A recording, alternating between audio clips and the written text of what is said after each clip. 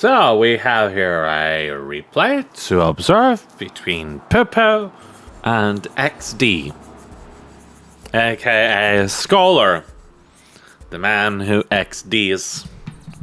An interesting individual who showed up a while ago. I believe that he is Peruvian. At least that's what I remember Pr0nogo saying.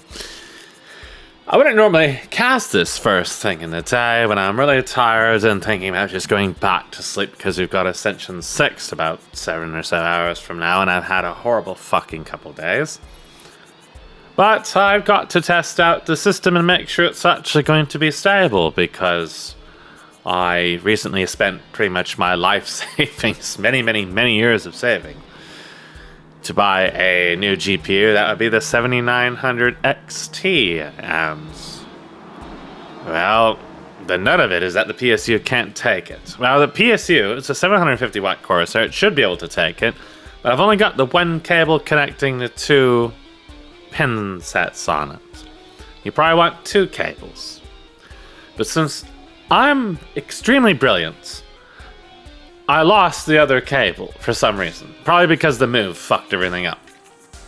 So I've underclocked everything, dropped the power, capped all the FPS as hard as I can, and gone in. This is something you'll actually want to do if you're using CMBW with CNC draw. CNC draw's default configuration does not cap the FPS.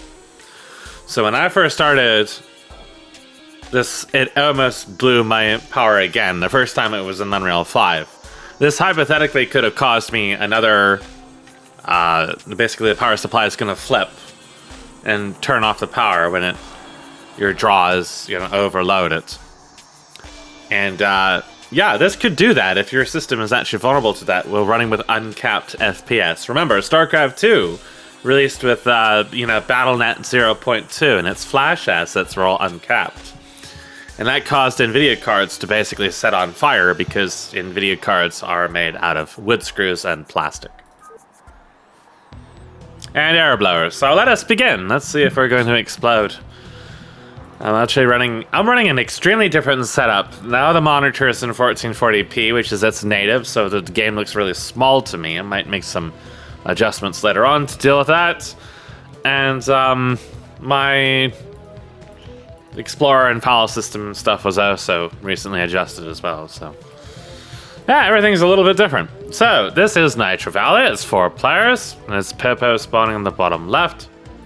And we've Pr0nogo did warn me that there may be some chats in the spectators that may be annoying.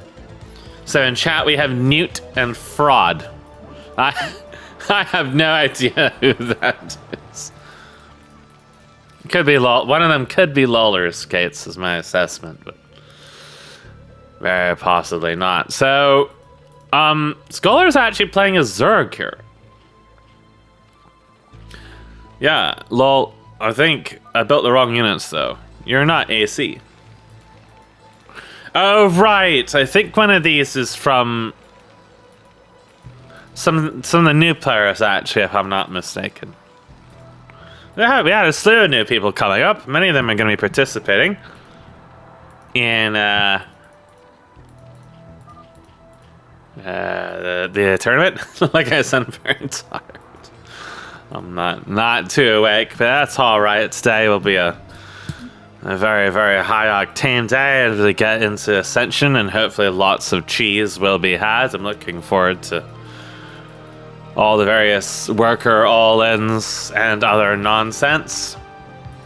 So, Pr0nogo typically tells me that Terran is not really a good race for him. He said he played well enough in this game that he said this is one of the only games where he didn't feel like he played absolutely terribly. So this is someone who basically could probably beat me completely blindfolded using only his feet on the keyboard and no mouse.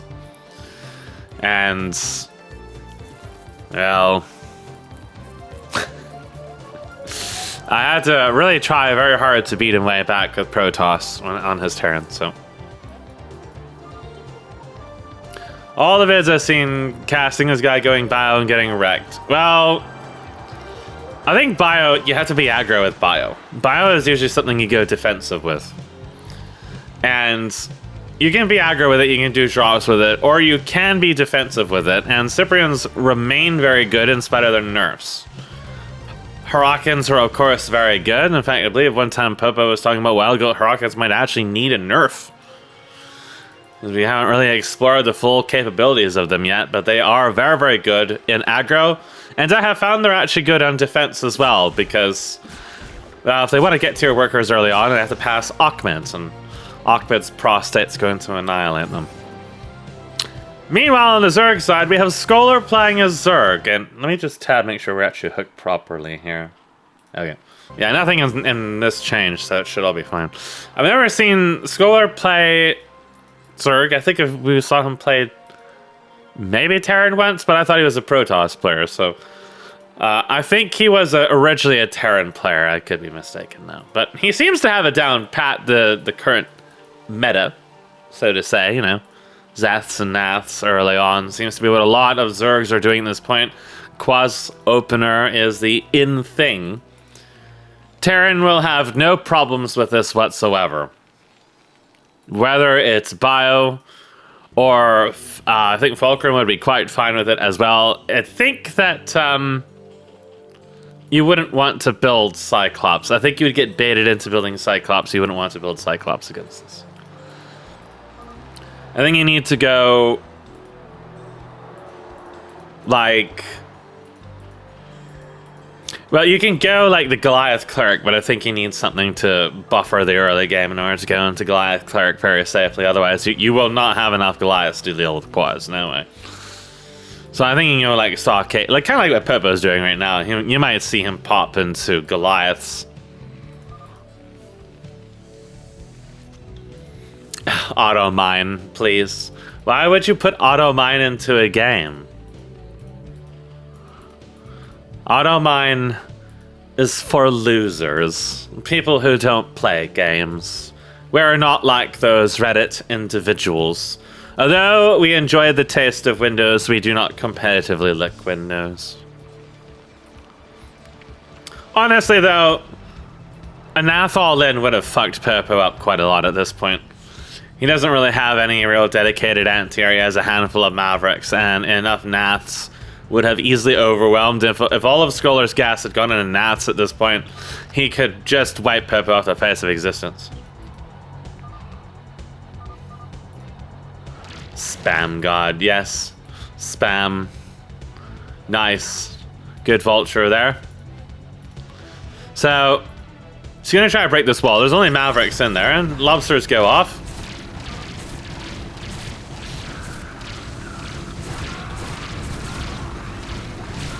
Now, the Quaslists are stronger than they used to be because of the armor pen, but that's kind of a null issue in this. And it's really like the slower movement speed that's actually more relevant in this. Their movement speed's been reduced a little bit, and the movement speed of Naths are also a little slower than they used to be, I think. There's some reference point I have where Naths felt like they were lightning fast, I recall. But so he is actually trying to go Cyclops against this. And Scoler is apparently going to stand in the AoE thing there.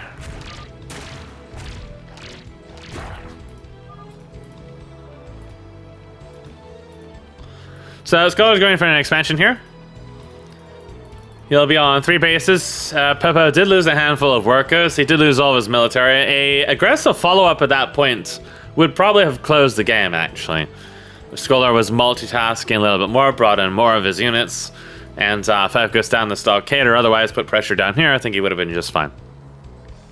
There is definitely some spinning going on here. Because of the resolution changes on the monitor being at 1440 as opposed to 1080, which was like upscaled. And it feels odd. Yeah, I kind of agree with the Spectre in that regards that I think he could have just continued to put pressure on.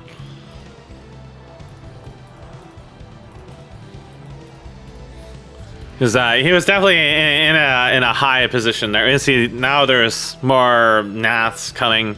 Scholar's got a little bit of gas in the bank. Maybe tier 2 is on the horizon for him. I don't actually have any idea how much he played here. It looks like there was the vultures down there. It was tickling. Pr0nogo is going heavy into Cyclops at this point. There aren't as many quasis now. So if he's not careful with the Nather cores, he can lose them to this. He is trying to sort of move his units in here.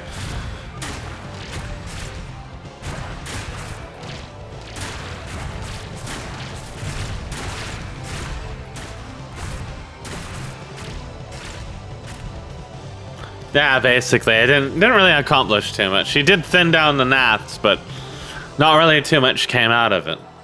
Scoler is definitely going to have tier 2 on the horizon here.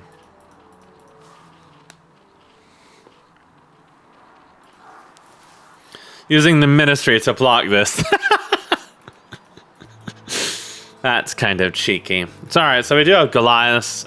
We don't see the Vestry yet, so there's no going to be Goliath Cleric, just a few Goliaths at the moment. The Quasis should deal relatively well against the Goliaths now because they're 1 armor pen.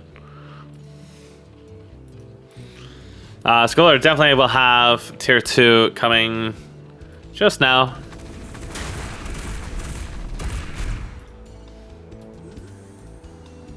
Fraud.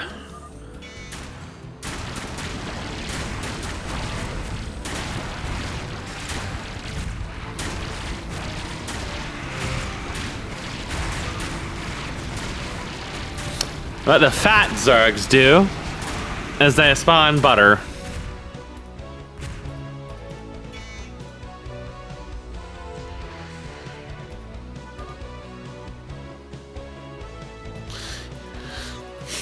The chat will be distracting. But hey, we can answer some of their stuff. So Goliaths are more like a tank. Only 10 damage, 2 armor pen, which helps them scale a little bit, but you know, into tier 2, you're looking at more damage than that, right? Cyclops are really only good if you let them be good at this point, really. They only have 85 health, and they do delay your attack, so you gotta really make them work. I don't think you can do Bile without Cyprians. Like, I think Cyprians are defining. Oh, so there's so many Naths. Beppo is being a little bit too aggressive here. He needs to play more of a macro game, needs to expand more, needs to choke out the map more, force the Zerg to come to him where the Zerg is historically doing poorly. Every time he moves out, he gets absolutely punished. This is kind of like the game versus Dead Infested 2, where he was moving out too often. And with disadvantageous, this isn't really like a super disadvantageous composition, but it's a disadvantageous composition in a sense of how much resources he has. Also, this Goliath is going to die here.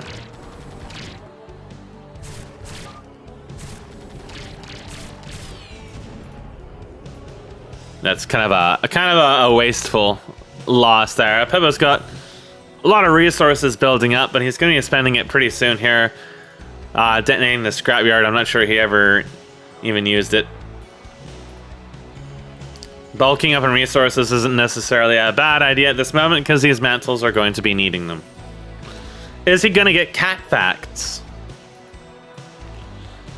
The Ramsey's going to be a bad choice either, which is what he's going to go. Just going to dump the minerals and save his gas maybe for Phalanx. Oh, he did build 2 blackjacks.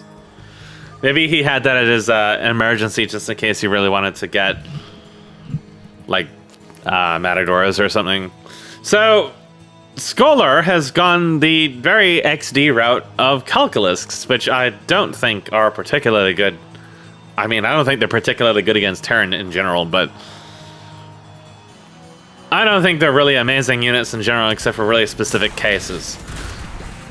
But especially against Terran. I feel like he wanted to have maybe more Gorgs, Bactylists, you know.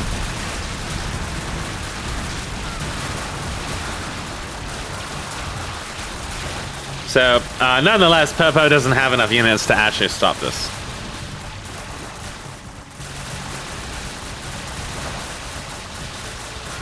So, the Sentinel will deal with the ground units. They're not very good against Watchdogs. I like the fact he's trying to get Eidolons. What a cheeky cunt. So, some more Ramses. Cat packs would not have been a terrible idea. They do have 2 armor, so the cat packs aren't amazing against them. But just to have a little bit beef. A little bit of beef to withstand.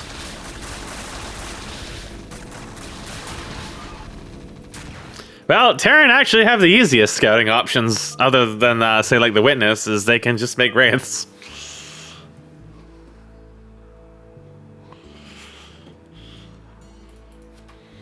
You do have to be more proactive about scouting, which is a good thing. Scanner Sweep was always terribly designed, contributed nothing to the game other than cheapening it.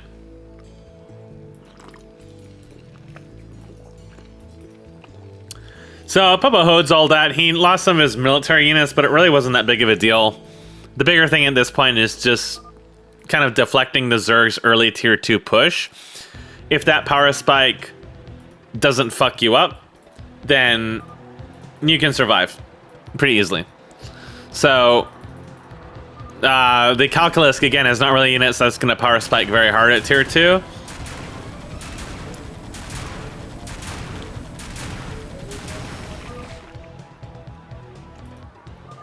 Got him.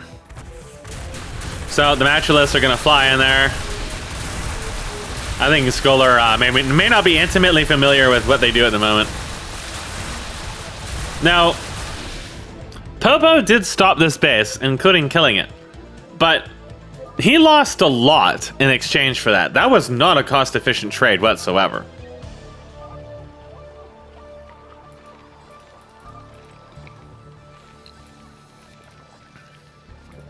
AI is super strong. They proxy you. The proxying is all unintentional, my man. Alright, so we got some AoE here in the form of the Magicals. Again, the Calculus damage output is not really that high. So, Cat Packs, and the Magical stays alive. Really critical there is the Magical stayed alive amidst all that. 9 kills, 4 health.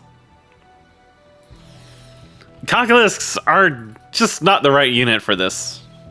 You really wanted to have Bactylisks, some units from the Iskag, Eteth, like the, Kagralisk is good, Potato Thalors again. Now, these can outrange. These are not tier 2 defenses. They never got upgraded. Scholar's actually in a bit of trouble right now. Definitely a bit of trouble. There are some Bactylisks coming, but just a few. He is definitely losing momentum.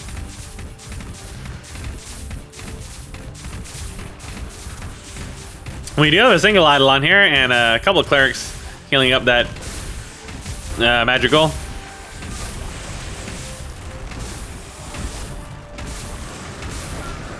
So attempted surround here, but you can't really surround these very well. They're gonna generally split attack you. You can the Catapacts kind of, but the magical is not so much. XD.